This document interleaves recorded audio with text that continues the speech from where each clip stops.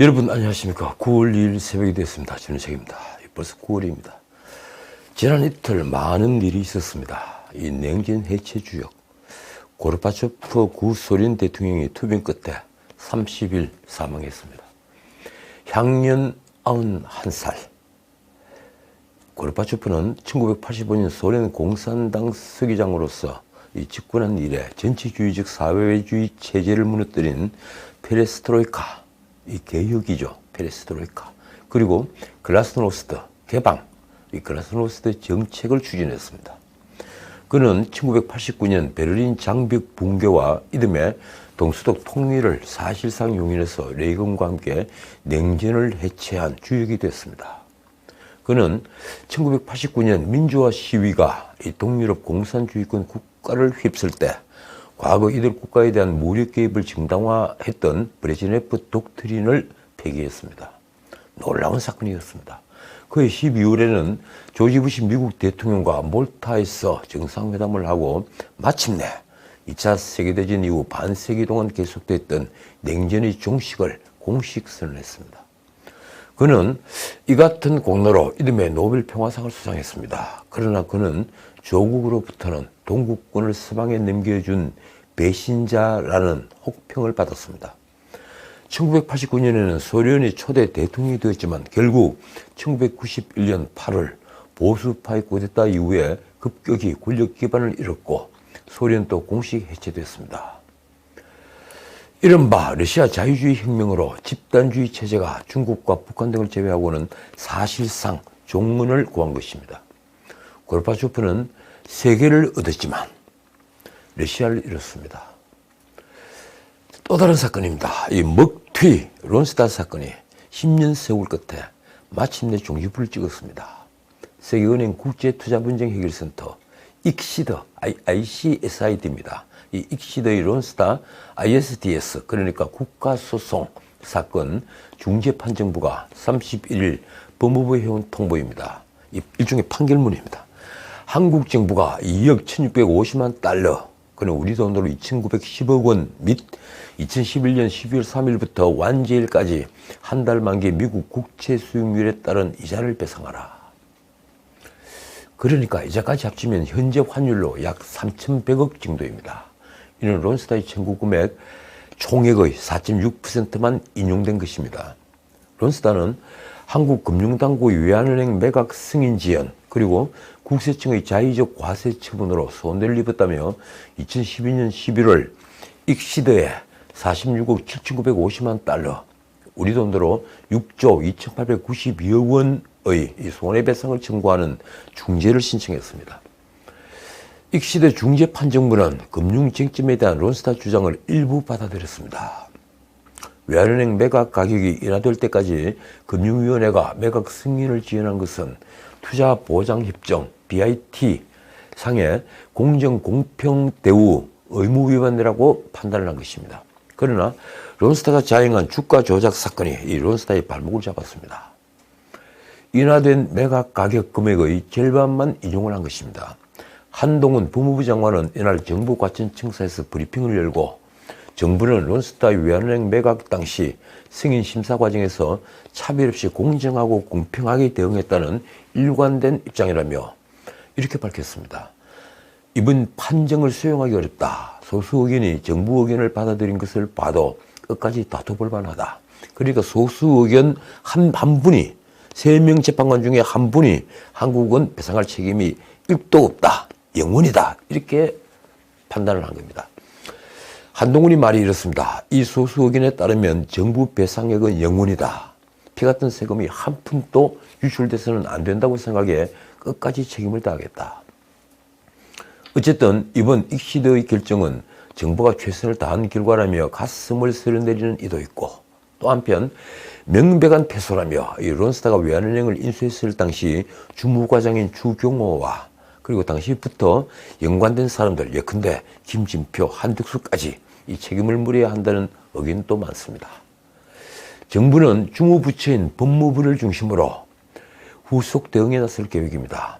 익시드의 중재판정부의 권한 유월, 이 용어를 유월이라고 표현하더군요. 권한 유월 등을 이유로 판정 후에 120일 이내에 취소 신청이 가능합니다. 그러나 익시의 중재는 단심제로 취소를 신청할 수 있지만 받아들여질 가능성은 높지 않습니다.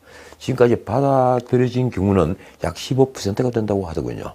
어떻든 주가 조작을 수사했던, 그러니까 론스타의 주가 조작 이 수사팀인 윤석열, 한동훈 이분들이 이번에 또 다른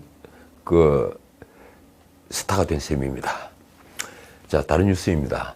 소비 5개월 연속 내리막. 이런 뉴스가 지금 쏟아지고 있습니다. 통계 작성 이래 처음이라고도 합니다. 1995년에 통계가 작성됐죠. 그 이후 처음인 사건입니다. 7월 이 생산과 소비 투자가 일제히 줄어 3개월 만에 또다시 트리플 감소를 기록했습니다. 특히 소비는 1995년 통계 작성 이래 처음으로 5개월 연속 감소했습니다. 31일 통계청이 발표한 산업활동 동향에 따르면 이 7월 소비 동향을 보여주는 소비 판매 지수는 117.9로, 그러니까 2015년을 100으로 했을 때 117.9로 지난달보다 0.3% 줄었습니다. 소비 감소는 지난번에 0.7%를 기록한 3월부터, 그러니까 5달째 이어졌습니다. 전문가들은 다시 RA 공포, 그러니까 리세션의 공포, 경기 침체의 공포를 언급하기 시작했습니다. 어떻든 추석 직전에 고물가를 직접 체험하는 중산층은 지금 허탈해하고 있습니다. 지금 가장 고통스러운 사람들은 누구일까요? 바로 고물가를 제어할 힘이 없는 정부가 아니라 마트에 쌓인 상품을 쳐다보면서 빈 장바구니로 그냥 돌아서야 하는 우리 주변의 평범한 주부들입니다. 자, 다른 뉴스입니다. 이 민주당 대표가 된 이재명은 중앙대 동문이더군요. 이 권성동 국민의힘 원내대표를 찾아가 목에 힘을 줬습니다. 절대 다수의 의원들을 배경으로 말로는 민생을 외치면서 종부세법 협의를 말한 권성동에게 윗세를 보였습니다. 그 민주당은 김건희 특검 법안을 발의하고 한동훈을 탄핵하겠다고 지금 어림장을 놓고 있습니다. 그러면서 연일 이 김건희 여사가 유럽에 갔을 때, 지난번에 나토 회의 때 말입니다. 유럽에 갔을 때 착용한 장신구가 1억 원어치라는 걸 떠들고 있습니다. 그 목걸이 등은 지인으로부터 빌린 것이라고 하니 적어도 나라 돈으로 산 건 아니었습니다. 그런데 과거 김정숙이 착용했던 브로치는 사골의 모조품이었다는 말입니까? 게다가 청와대 특활비로 구입했다는 의혹을 받는 그 수많은 옷들, 장신구들에 관해서는 법원이 내역을 밝히라고 하는데도 대통령 기록물에 넣고 말았습니다. 역시 내로남불의 행태를 버리지 못하고 있는 것입니다. 이런 와중에 이재명에 대한 검경의 수사는 이제 본격화되고 있습니다. 경찰은 구속영장이 기각된 배소영과 함께 김혜경도 공범으로 검찰에 송치했습니다. 게다가 검찰이 이재명에게 소환 조사를 통보했습니다. 이게 오늘의 메인 이슈입니다. 마침내 검찰이 이재명에게 출석해달라 이렇게 요구를 한 겁니다. 서울중앙지검 공공수사 2부가 이재명에게 오는 6일 출석해서 조사를 받도록 통보를 했습니다. 검찰이 소환 통보한 사건은 백현동 특혜 의혹 발언과 관련된 공직선거법 위반, 허위사실 공표 혐의 사건입니다. 민주당은 야당 탄압이라고 반발했습니다. 검찰이 터무니없는 이유로 이 대표에게 소환을 통보했다. 도저히 납득하기 어려운 소환 요구다. 그러니까 죄 없는 이재명을 왜 정치 탄압을 한다고 검찰에서 부르느냐, 이런 항의입니다. 이재명이 소환된 사건은 백현동 부지 용도 변경 특혜 의혹과 관련해 국회 국정감사에서 허위사실을 공표했다는 내용으로 공직선거법 위반 사건이죠. 경기남부경찰청 반부패경제범죄수사대는 8월 26일 이 사건을 수원지검 성남지청에 송치했습니다. 그런데 왜 중앙지검에서 이재명을 소환했을까요? 이겁니다. 검찰은 이재명이 김문기를 몰랐다고 해서 고발된 사건도 함께 조사할 예정입니다. 바로 이 사건은 중앙지검에 계류되어 있습니다. 성남지청이 아닌 중앙지검에서 이재명을 소환한 이유입니다. 야당 대표가 됐으니 예우할 겸 불러서 한꺼번에 다 조사하겠다, 이 내용입니다. 민주당 박성준 대변인이 한 말이 이렇습니다. 김건희 여사와 관련한 사건들, 국민의힘 의원들에 대한 고발 사건은 줄줄이 무혐의 처분하면서 야당 대표의 정치적 발언은 사법적 판단에 넘기겠다니 황당하다. 아니 그런데 백현동 사건에 관련된 자기 변명이 그게 정치적 발언이었습니까? 몇 천억이나 3천억이 넘는 돈을 업자들에게 몰아준 그 백현동 사건에 관련된 발언, 부지 용도 변경을 4단계나 상향했던 그 특혜를 준 것을 국토부로부터 협박을 받아서 할 수 없이 그렇게 했다. 이렇게 한 말이 정치적 변명이었습니까? 박승준 대변인의 말입니다. 김건희 여사가 권력을 잡으면 경찰이 알아서 할 것이라더니 경찰은 물론 검찰까지 나서서 야당 탄압을 자행하고 있다. 그러면서 윤 대통령과 경쟁했던 대선 후보이자 제1야당 대표에 대한 정치 보복으로 야당을 와해하려는 정치 탄압이라며 민주주의를 훼손하려는 윤석열 검찰공화국의 정치 보복에 강력하게 맞서 싸울 것이라고 말했습니다. 박성준은 백현동 부지 용도 변경 특혜를 두고 국토부가 이재명 당시 성남시장에게 협박한 것이 허위 사실이라는 경찰 수사 결과에 대해 이렇게 반박했습니다. 국토부가 중앙정부의 말을 듣지 않으면 직무유기에 해당된다는 얘기까지 하며 성남시 공무원들을 압박하고 있다는 말까지 놔둬놨다고 한 취재기자의 증언이 공개되며 이 대표의 발언이 사실로 확인됐다. 그 기자가 누구입니까? 그렇다면 더더욱 검찰에 그런 사실을 소명해서 자신이 떳떳하다는 것을 밝혀야 하지 않겠습니까? 그런데 이재명이 믿고 있는 구석은 이재명 당으로 사당화되었다는 민주당뿐이 아닙니다. 이재명이 검찰에 소환당했다는 소식이 전해지자 이른바 개딸들에서 분노에 찬 목소리가 터져나왔습니다. 포털 사이트 기사를 공유하고 이재명에게 우호적인 댓글 작성과 공감 클릭을 동의하는 등 여론전이 시작됐습니다. 네이버 카페 재명인의 마을이라는 곳이 있죠. 바로 이 재명인의 마을에는 일일 수천 개의 글이 쏟아졌습니다.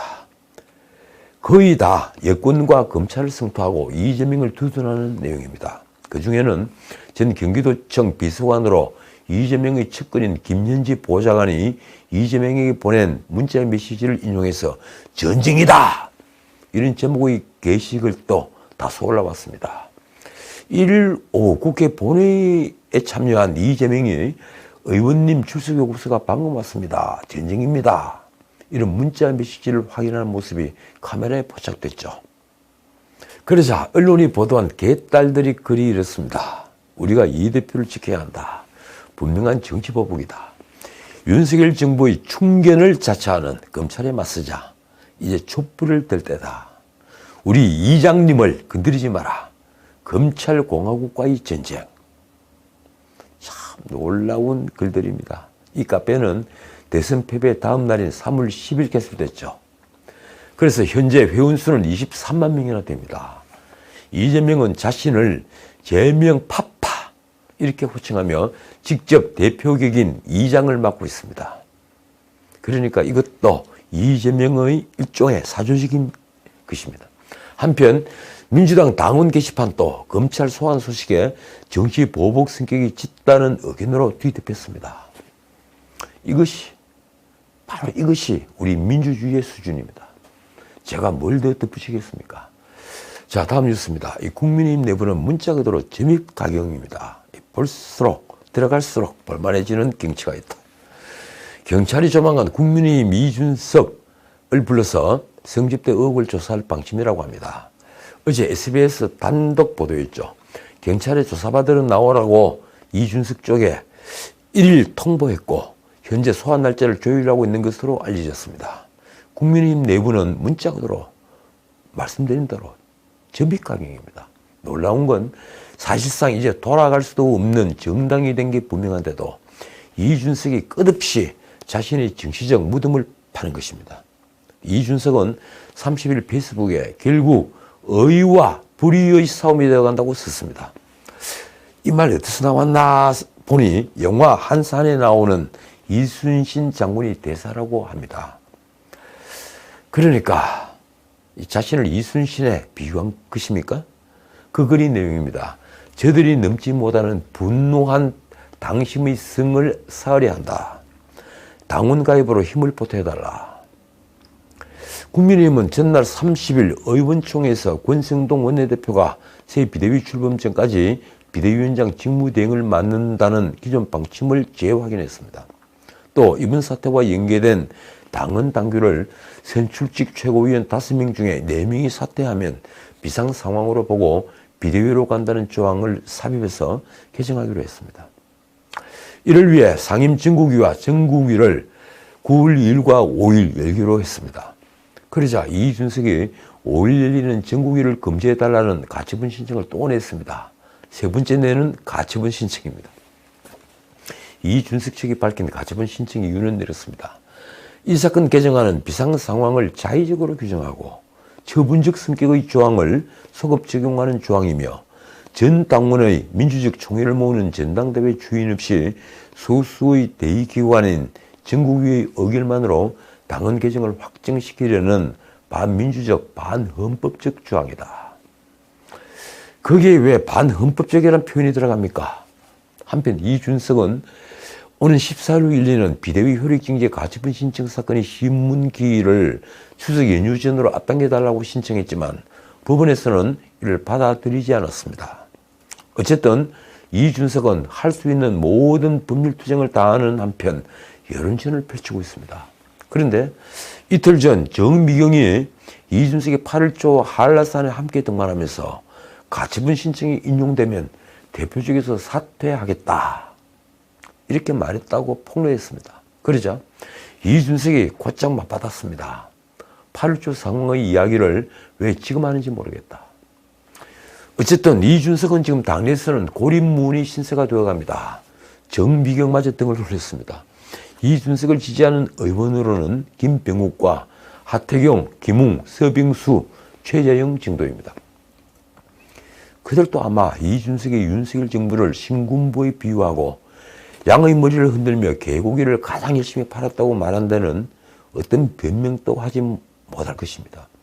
이준석은 여론이 권성동과 장제원 등 윤핵관에게 좋게 돌아가지 않자 다시 이들을 물고 늘어졌습니다. 그는 당윤리위원회가 자신에 대한 추가 징계를 시사하자 이 윤리위가 민심 위반을 초래하면 징계한다고 했다.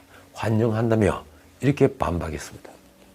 이번 사태에 대해서 책임이 어디에 있는지 여론조사를 보면 제가 보통 3등 하던데 1, 2등 하는 분들 징계하고 오시라. 1, 2등 하는 분들이 누군지 아십니까? 바로 권성동 같은 윤핵관 그리고 윤석열 대통령입니다. 그는 마침내 윤리위마저 적으로 돌렸습니다. 그리고 다음부터는 여론조사에 보기로 윤리위도 넣었으면 한다. 그런데요, 이 여론조사에서 이준석에게 가장 책임이 없다고 한 사람들은 아마 민주당을 지지하는 절반의 응답자일 겁니다. 이런 자를 무엇이라고 해야 합니까? 이준석은 또 다른 글에서 양도구육 표현은 정치적 영역에서 공적 임무를 비판하기 위해 썼다면 모욕죄로 처벌할 수 없다는 대법원 판결을 공유하며 이런 말도 서슴지 않았습니다. 대법원보다 권위 있는 절대자를 두고 이런 일을 벌인다면 신군부 표현도 전혀 문제될 일도 없다. 끝까지 윤석열 대통령을 절대자라며 물고 들어가는 겁니다. 이준석은 사이코패스라고 발언한 윤핵관 호소인도 있는데 다 집어넣겠다. 자, 횡령배임과 뇌물수수 혐의로 1심에서 징역 4년의 실형을 선고받았던 홍문종 전 의원, 현재는 친박신당 대표이죠. 이 홍문종 의원에 대해서 항소심에서 징역 4년 6개월을 선고하고 법정 구속했습니다. 이 홍문종에게는 항소심에서는 형이 2개로 나뉘어져서 선고되었습니다. 우선 특정범죄 가중처벌법상 뇌물수수 혐의, 그러니까 특가법이라고 흔히 말하죠. 이 특가법의 뇌물수수 혐의에 징역 2년 6개월과 벌금, 그리고 특정경제범죄 가중처벌법, 특경법입니다. 이 특경법상 횡령, 그리고 범죄수익 은닉규제법 위반, 범인도피, 교사 혐의에 대해서 징역 2년과 추징금이 각각 선고됐습니다. 1심 재판부는 도적 우려가 없다는 이유로 법정 구속은 하지 않았는데 형량이 늘면서 2심에서는 법정 구속했습니다. 홍문종은 2013년 6월, 그때부터 2014년 9월까지 IT기업 대표들로부터 관계부처 로비 등 명목으로 자동차 리스비 등 약 1억 원 상당의 뇌물을 받은 혐의로 재판에 넘겨졌죠. 저는 언론이 보도한 판결 이유를 주목합니다. 재판부가 헌법이 국회의원에게 입법을 비롯한 광범위한 권한을 주면서 청렴 의무도 함께 부여했다며 홍문종을 이렇게 단죄했습니다. 이렇습니다. 피고인은 청렴 의무를 저버리고 국회 상임위원회 직무와 관련해서 고급 승용차를 받아 직무 수행의 공정성과 불가매수성에 대한 국민의 신뢰를 크게 훼손했다. 자, 이 말을 듣고 뜨끔할 정치인이 어디 한둘이겠습니까? 홍 전 의원은 이날 구속영장이 발부되자 노모께서 몸이 안 좋으시고 직접 전해야 할 이야기가 있다. 하루만이라도 형집행을 미뤄달라고 재판부에 호소했습니다. 그러나 재판부는 이를 받아들이지 않았습니다. 자, 오늘 여기까지입니다. 서울중앙지검은 조국의 아내 정경심에 대한 형집행정지 신청과 관련해서 의료자문위원까지 참여한 끝에 불허 결정을 내렸습니다. 그러자 민주당 인사들이 반발했습니다. 전 대통령 비서실장이죠. 임종석이 페이스북에 쓴 글입니다. 윤석열 대통령께 요구한다. 서울구치소에 수감 중인 정경심 전 교수가 즉시 수술을 받을 수 있도록 조치를 취해 주시기 바랍니다. 고민정도 최고위에서 어떤 이유에서인지 가오가리만치 형집행 정지가 이루어지지 않고 있다며 이렇게 말했습니다. 당뇨를 이유로 이명박 전 대통령은 형집행 정지가 이루어졌다. 정치적 허물을 벗기고 조름한 사람으로 봐주시기를 간곡히 요청드린다.